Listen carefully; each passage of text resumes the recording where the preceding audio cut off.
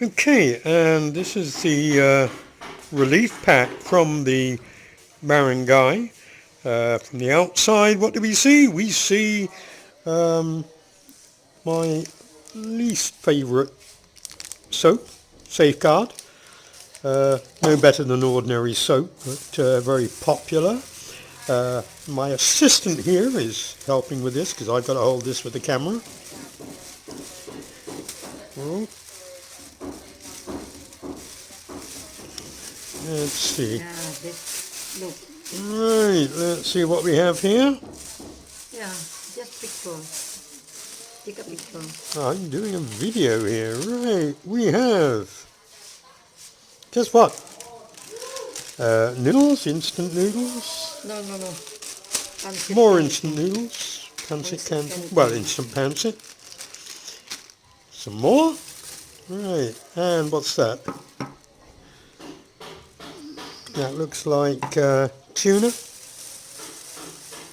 Oh, corned beef. Okay. And some more corned beef. Good. Makes a change from what's it? Coffee. From sardinas. Yes. And two twin packs, two twin packs of coffee. That one. You take that picture. Okay. Well, we've got video here. Take a picture. I've got it on video.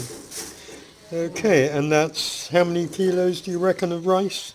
3 And 3 kilos. kilos of rice. So that should keep us going for 2, 3, maybe 4 days.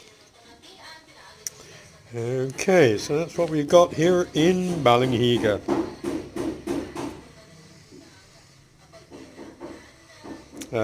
I should have said we're now going into the third week of this lockdown.